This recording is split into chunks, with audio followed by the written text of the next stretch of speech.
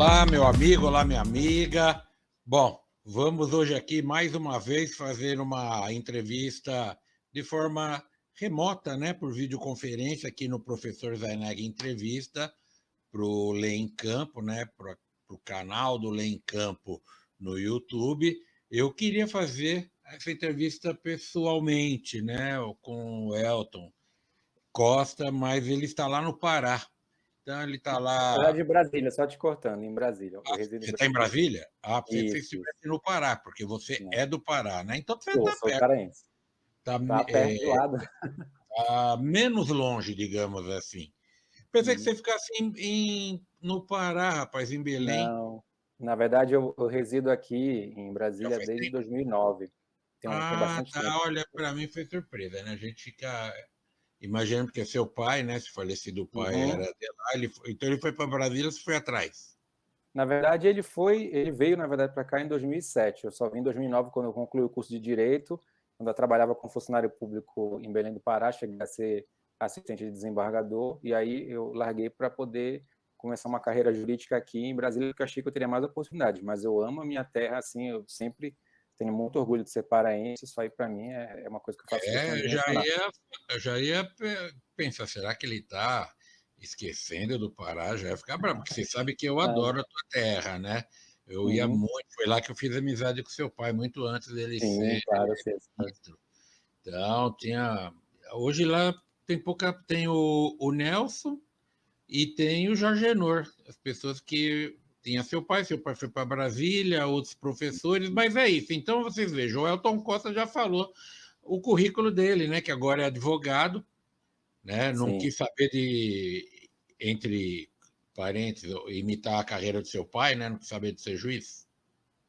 Na verdade, eu pensei por algum tempo ser juiz, era o meu, vou falar assim, o meu call, né, como a gente fala em inglês, meu chamado quando eu estava na faculdade ainda, mas eu acabei, por coincidência, eu acabei me interessando muito pela área trabalhista, mas não para ser juiz trabalhista. Eu Para sempre achei que advogado. talvez eu tivesse isso, que eu tivesse mais amplitude, alcance naquilo que eu queria para o direito do trabalho, que era aperfeiçoar o direito através da minha meus estudos mais voltados para a área advocatícia, né? Porque assim, alguns magistrados até falam que se não depender do juiz, do advogado, eles não têm como alterar a tese. É uma coisa que tem que vir convencê-los da alteração daquilo que a gente considera que não está mais funcionando para o contexto da sociedade atual, e aí você consegue finalmente mudar a jurisprudência, né? O juiz não Mas, pode provocar aquilo ali sem argumentos.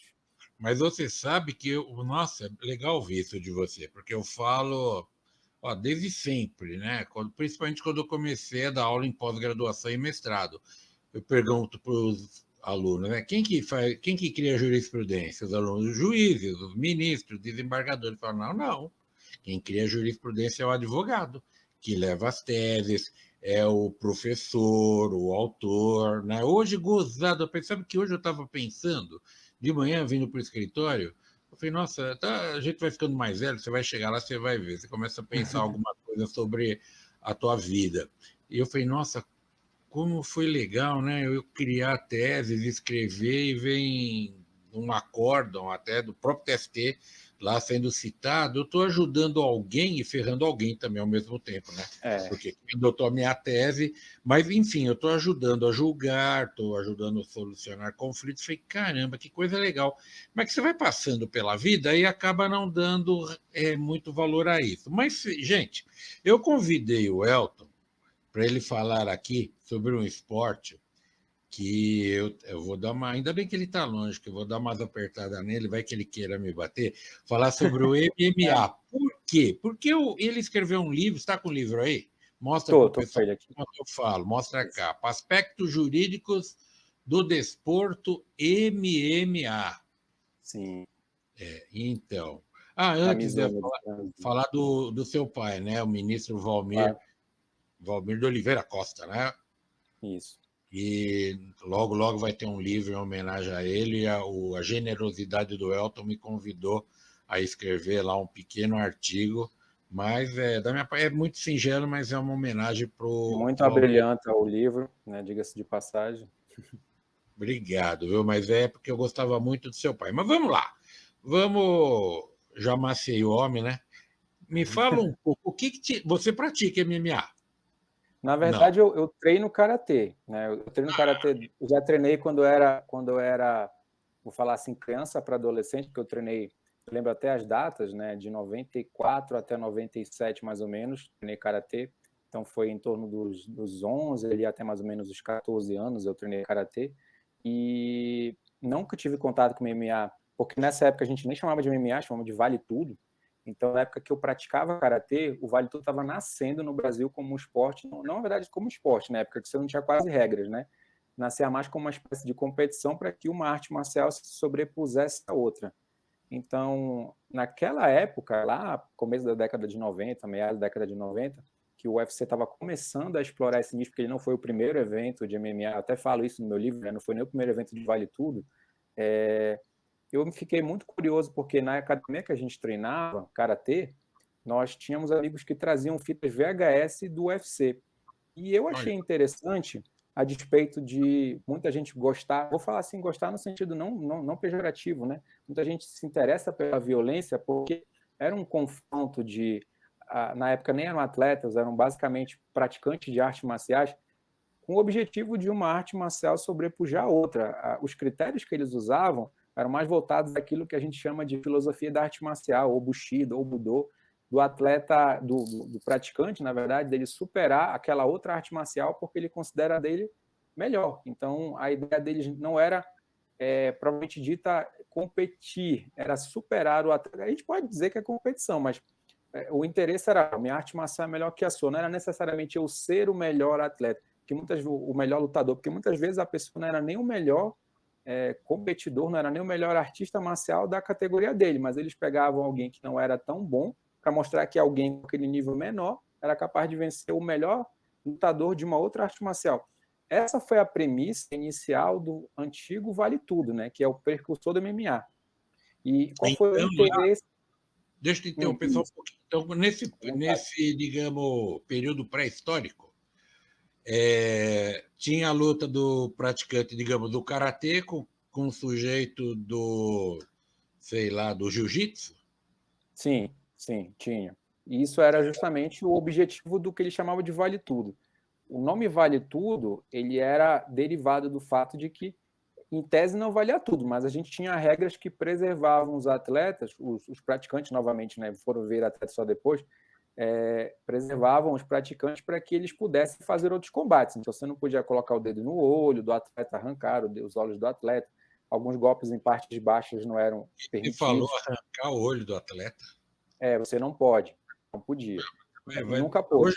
tá Não doido. pode.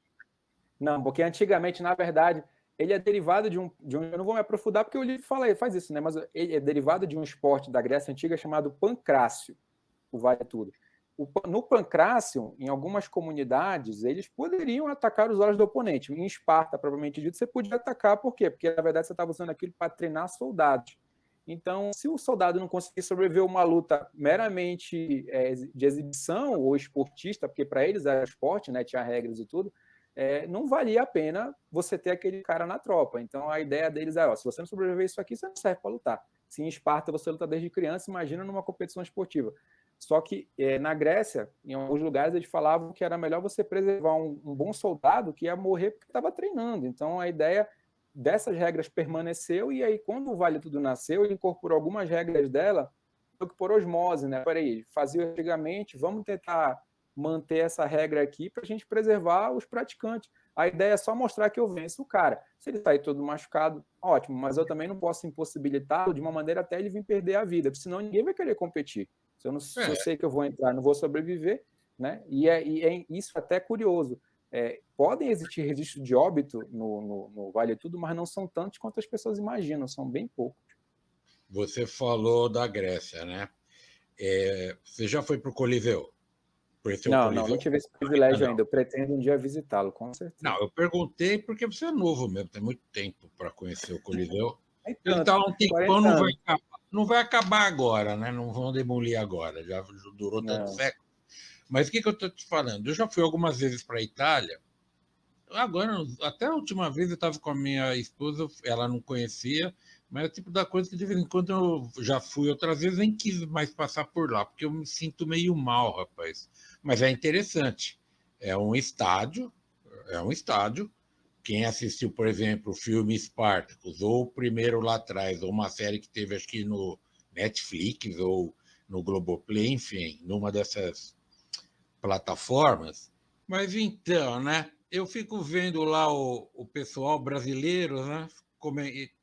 Porque aqui eles se matavam, o sujeito lutava até morrer, que absurdo. Eu tenho uma vontade de perguntar se acha absurdo, mas fica de madrugada lá no Brasil, né? De sábado para domingo. Minha mulher que gosta disso também, vendo as pessoas também se estapearem, né? É verdade. Eu já fiz várias críticas. Eu tinha um programa na TV Justiça chamado Direito Desportivo em Debate durante 9 anos. E até recentemente eu resgatei aqui um DVD, o Luciano, que cuida dessa parte técnica, ele está até tentando ver a gente colocar na internet, que é um sistema antigo ainda, lá da primeira década desse século. E eu entrevistei vários praticantes de várias artes marciais e todo mundo dizia que não tinha nada de violência, que era esporte.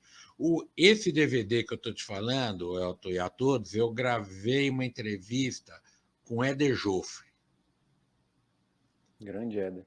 Eu perguntei para ele, se Deus quiser, a gente vai pôr na internet isso em breve. Eu falei, campeão, boxe é violento? Como é bom ter experiência da idade, né? Ele já tinha um pouco mais de 70 anos, né? Faleceu ano passado. Ele falou, claro que é.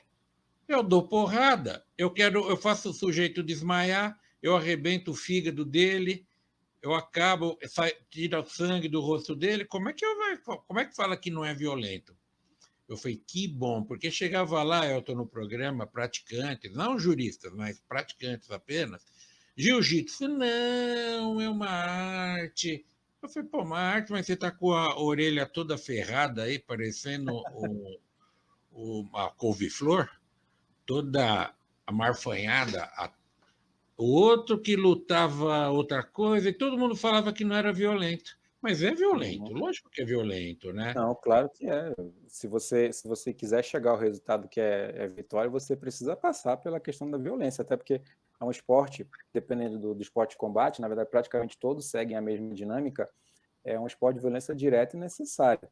Você tem que agredir o seu oponente. A lógica da arte marcial eu não tenho como competir, dependendo, lógico, do tipo de competição, não tenho como competir se não tiver um adversário para poder fazer uso da minha técnica. Tem torneios que você não usa violência porque depende muito da modalidade. No karatê você pode fazer o que eles chamam de kata, que é como se fosse uma espécie de simulação de golpes que você faz no ar, e isso mostra como você defenderia determinadas técnicas, ou atacaria em determinadas situações.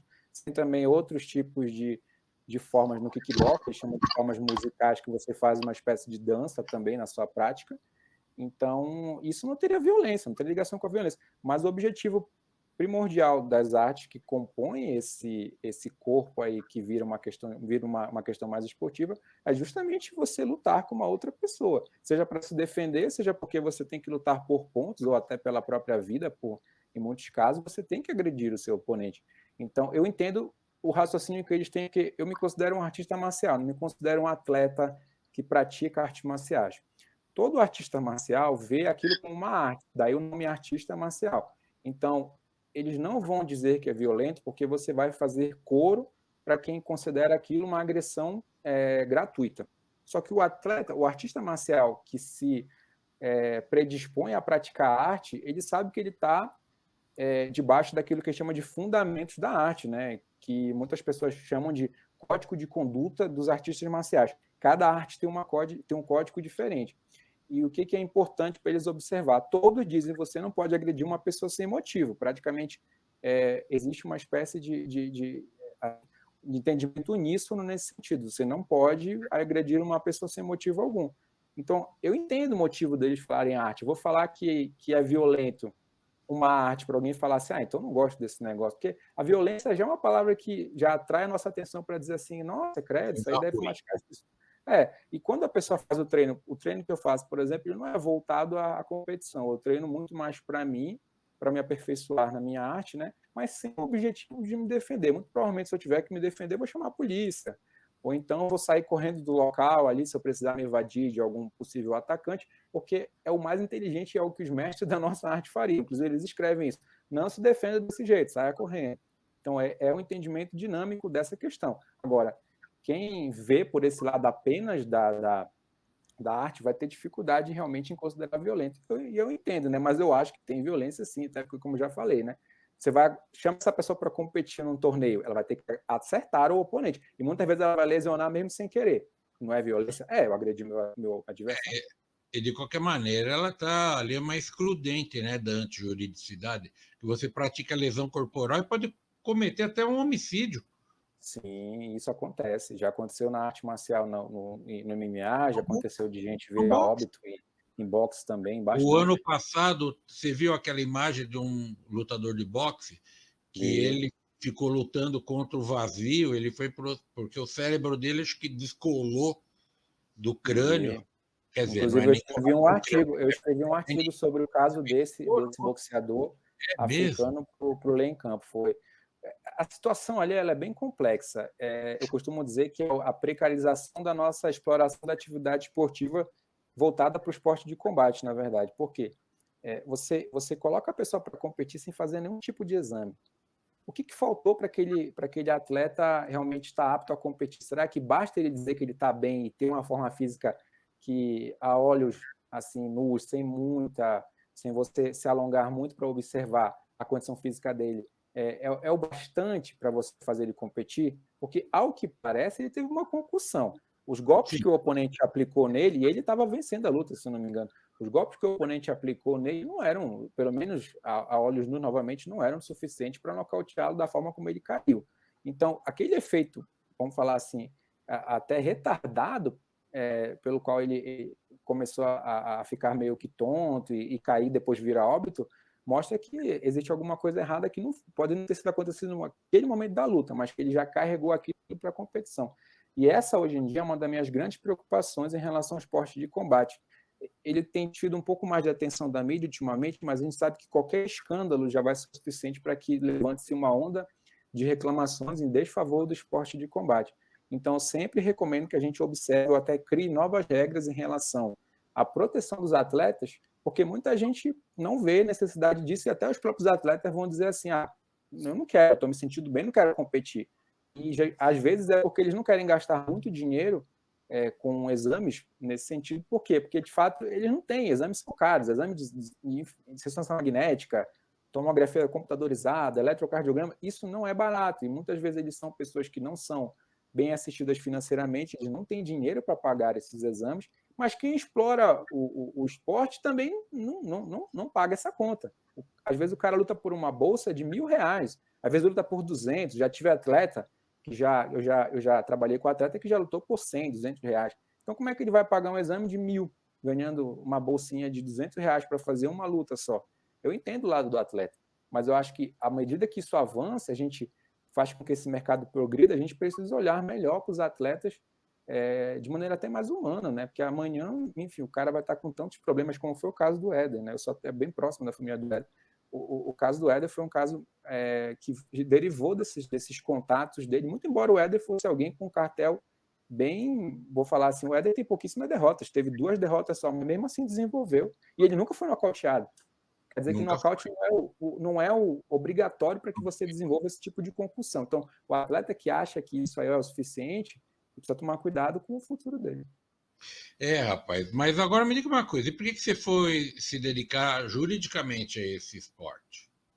Aí a gente volta lá de novo para a faculdade, a época que eu disse que eu queria mudar, né, questão de jurisprudência. Quando eu comecei a acompanhar o Vale, ainda na época do Vale Tudo, 94, 95, 96, como eu falei, eu tive muito interesse na área, porque eu já praticava artes marciais e porque eu achava muito legal a questão do confrontamento de técnicas. Isso foi sempre o que me fez ver como artista marcial essa discussão, uma técnica sobrepuja a outra. Mas como você, para poder entender a dinâmica da competição, precisa de aprofundar nas regras, eu comecei a realmente já estar por dentro do universo, mas por conta da questão esportiva e da questão marcial. Mais tarde, quando eu fui fazer faculdade de Direito, né, na verdade eu nem comecei a fazer Direito, eu comecei a administração depois que eu migrei para o Direito, porque eu comecei a ficar literalmente viciado em direito do trabalho, aquela, vamos falar assim, a aptidão familiar me chamou para migrar para essa área. Eu acabei me vendo forçado a mudar a faculdade, eu mudei, comecei a fazer direito, e no meio do caminho, estudando o desporto, ainda na época da faculdade, porque a minha faculdade, infelizmente, como muitas faculdades hoje, não tinha uma disciplina de direito desportivo. Eu estudei ela inserida no constitucional, né, naquelas garantias que a Constituição dá em relação ao desporto, e também estudei ela por conta da Lei Pelé na parte trabalhista, né, que é o que basicamente todo estudante acaba vendo durante o curso. E aí eu comecei a buscar, peraí, mas onde é que isso se aplicaria em esporte de combate? Aí não vi nada nesse sentido. Então, eu comecei a estudar o ordenamento jurídico americano, né, estrangeiro, no caso, tanto os Estados Unidos quanto outros países que já faziam esse tipo de exploração do esporte de combate. E aí, nessa minha discussão em relação a isso, eu já comecei a entender o seguinte: poxa, a gente precisa de muita coisa para poder tornar o esporte de combate no Brasil um pouco mais aceitável, para que o atleta possa ter um pouco mais de pressão e até que a gente possa expandir esse mercado. Eu acho que as marcas teriam muito mais interesse em trabalhar com esses eventos se a gente tivesse uma garantia maior para os atletas, se a gente tivesse formas do atleta, através da lei, ter direitos mais assegurados. Então, eu desenvolvi algumas teorias, né, e algumas estão no meu livro, né, atualmente, algumas eu coloquei no livro, e fazendo essa equiparação entre questões tanto da legislação brasileira quanto da legislação americana, a legislação espanhola, a legislação portuguesa, falando de seguro desportivo. E uma coisa que eu tenho para dizer, uma coisa que está até no livro, né? A despeito da gente, do Brasil ser o país que mais exporta atletas para MMA, e a gente ser o país, nós estarmos um país que, na verdade, tem, vamos falar assim, a maioria dos títulos desse desporto a nível internacional, nós temos a legislação mais defasada nesse ponto. Até a legislação espanhola, a legislação portuguesa e a francesa, que saiu um tempo desse, literalmente, porque só há 2 anos, há cerca de 2 anos, que a França começou a liberar o MMA de maneira oficial, né, de maneira estatal. O ordenamento jurídico deles é muito mais avançado em relação à preservação de atletas, à garantia de competição, até em regulação da própria, vamos falar assim, da própria competição. Um atleta que tem uma experiência muito menor não pode lutar com um atleta mais experiente. Isso é um avanço. Você não tem isso no Brasil. Se eu quiser pegar um cara, meu Deus do céu, se eu quiser pegar um atleta que tenha uma luta no cartel, lutar com 10, não tem lei que me obrigue a não fazer isso. Aquele cara, desculpa o termo, que vai matar esse cara aqui por conta de experiência.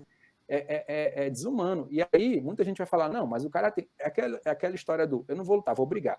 Não, doutor, isso aqui eu tenho que lutar, né? Vai que eu ganho. Por exemplo, vai que você ganha, mas se você for olhar a estatística, porque o esporte é feito de estatística, muito mais gente perde do que ganha. Não vai ganhar. Então, a minha briga, literalmente falando, a gente está falando de luta, a minha briga hoje em dia é para conscientizar o atleta e os promotores nesse ponto, e até os legisladores, para que a gente possa avançar nessa discussão. Eu não estou falando de uma coisa que não existe, uma coisa que já existe, que tem que ser trazida para a discussão dentro do direito desportivo brasileiro, para que a gente possa melhorar essa legislação e tornar a vida desses atletas um pouco mais fácil, até contra a vontade deles. Porque, como eu já falei, eu já passei por atleta que disse assim, não, eu como diretor jurídico de 2 federações, de uma confederação brasileira de kickboxing, que é a maior do país, e do Conselho Nacional de Boxe, eu já tive que proibir a atleta de lutar, porque o atleta queria lutar depois de ser nocauteado. O atleta estava no meio da sua inspeção médica, mas ele acha que, como a lei não diz nada, só que o nosso regulamento diz que ele não pode lutar. Então, ele não está preso pela lei, mas ele está preso pelo regulamento. Eu vou suspendê-lo justamente pela liberdade que eu tenho do 217 da Constituição Federal. E o atleta não aceita. Não, mas eu queria lutar. Eu estou bem, ótimo, mas o médico disse que você não está. Se você não está bem, o médico está dizendo que não está, eu não sou médico, eu sou jurista, então você não está bem, você não vai lutar. E isso é uma discussão muito grande, a gente tem que conscientizar atleta nesse ponto, né? É uma coisa que demanda tempo. Tá. Esses atletas vêm mais de categoria mais humildes da sociedade também, igual no futebol. Geralmente, os atletas são pessoas que têm baixíssima renda, formação muito defasada em relação a, como a gente vai falar assim, alguns atletas até do próprio futebol, porque como o futebol ainda tem a questão da formação desportiva, os atletas que entram em clubes grandes, eles têm até mais alcance do que os atletas do MMA, do boxe, do kickboxing, porque eles têm a obrigação de ter bolsas, essas coisas todas. e poder fazer uso, poder estudar, poder fazer outras coisas. Mas os atletas não têm, o pessoal do MMA não tem acesso a bolsas. O kickboxing, pouquíssimos que tem hoje em dia, que está voltando a funcionar, já tem bolsa para o kickboxing, para o boxe também, mas o MMA é muito desprovido desse tipo de garantia. Então, a formação deles basicamente vai ser, eles treinaram numa academia com alguém que dê suporte para eles praticamente de graça, e eles começaram a fazer torneios que nem sempre eles estão aptos a realmente serem competitivos. Mas aí e só vingam, e são muitos, na verdade. O Brasil ele é feito de muitos pequenos eventos que acontecem toda semana, a gente nem sabe, porque não aparece em lugar nenhum, e botam 2 pessoas para lutar ali, e infelizmente acaba se lesionando muito. Você tem árbitros que não sabem fazer o trabalho, deixa o atleta sangrar ali, e aí fica uma coisa muito difícil, e às vezes a pessoa fica tão machucada que ela nem compete. Isso não sai em mídia nenhuma, a gente nem fica sabendo. Se nós tivéssemos uma legislação mais protetiva, a gente não teria esse problema. Você veja, 2 coisas, né? Aqui complementar só e depois uma pergunta. Claro. O garoto de classe média não aguenta isso, né? Isso aí na verdade, eu tive essa opção quando era mais novo, né? E não foi. Mas eu achei que não era bom para mim, porque eu tinha uma opção mais inteligente na época do que me quebrar todo. Não que eu não gostasse de lutar, uma coisa que eu sempre gostei e gosto até hoje. Mas eu acho que a gente, para fazer diferença no mundo que a gente vive, não quero me arrogar nenhum status de salvador nem nada, apenas estou dizendo que eu acho que todo mundo tem que fazer alguma coisa pelo esporte de bom se a gente realmente pretende que esse nosso universo melhore, que essa nossa sociedade melhore. Eu acho que a gente tem que se colocar no lugar certo. Onde eu ia produzir mais, como jurista ou como lutador? Eu preferi ser jurista para que eu pudesse melhorar isso. Como lutador, ia melhorar a minha vida, a minha carreira. Mas a briga do lutador é outra coisa. Ele não vai ter acesso a ferramentas que ele precisaria para ele poder mudar o universo do esporte. Então, é uma coisa muito mais dinâmica a gente viver desse lado daqui que nós estamos, eu e você como operadores do direito desportivo, e fazer essas alterações que a gente acha que serão essenciais para que o esporte possa crescer. E isso não vai fazer as garantias de atleta. Muita gente já chegou para mim, quando leu um artigo meu sobre seguro e outro sobre suspensões, falou para mim assim, isso vai destruir com o esporte, você vai acabar com o esporte. Eu falei, gente, pelo amor de Deus, eu sou só uma gota d'água no oceano. Então, eu estou dando um raciocínio para que isso seja implementado. Se eu for pensar que eu vou acabar com isso aqui, eu tenho que entender o seguinte, espera aí, não tem um problema para resolver? Eu estou querendo resolver o problema. Se isso vai mexer em alguma coisa que no futuro pode ser que prejudique o atleta, a gente tenta equilibrar as coisas, não implementa desde já. Né? Você vê que você tem hoje em dia, para falar de uma da confederação que eu sou diretor jurídico, você tem uma obrigação de até 2025, na UACO, você precisa implementar exame de ressonância magnética, exames neurológicos em atletas até 2025. Eu não sei como os atletas vão conseguir pagar isso até 2025, mas eu preciso implementar. Isso é uma coisa que não existe obrigação no Brasil ainda. Eu gostaria que até 2025 a gente criasse uma forma de subsidiar isso aqui no Brasil, para que pelo menos as pessoas debaixo da minha jurisdição estejam resguardadas. Mas é um sonho que ainda está distante, né? Eu quero trabalhar nesse projeto. Deixa eu te fazer uma pergunta, que o nosso tempo até acabou, mas eu vou continuar, porque eu quero saber uma coisa de você. Como é que você enxerga, né, as mulheres entrando num esporte tão violento, hein? Quando a mulher tem um físico diferente, né? Isso aqui não é questão de machismo, isso aqui é ciência. A mulher tem que dar luz, se não for a mulher, a humanidade acaba, né? E como é que as mulheres foram parar nesse negócio de dar porrada uma na outra, cara? O que acontece em relação à mulher, eu escrevi um artigo específico em relação a isso no livro. Inclusive, eu escrevi vários artigos nesse ponto. Isso, no livro tem um só de gêneros tratando essa questão da entrada da mulher. Ninguém ajudou a mulher a entrar. Não foi um favor que ninguém fez.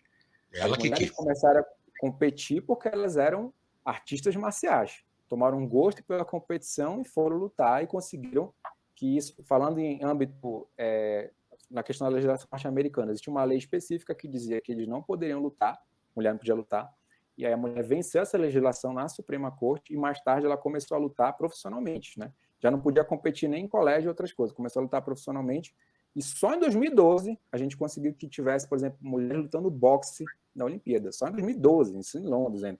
Depois de, já quase acho que deu praticamente mais de meio século de avanço, só em 2012 as mulheres começaram a lutar. falando daqui do Brasil, você tem desde lá da regulação do CND, a mulher não podia fazer lutas que envolvessem muitas questões físicas. Mais tarde isso foi revogado, né, e a mulher começou a praticar judô e tal. Já a entrada na arte marcial mista, né, ou vale tudo, vamos voltar lá para o vale tudo, tem até um caso curioso que eu conto no livro, né?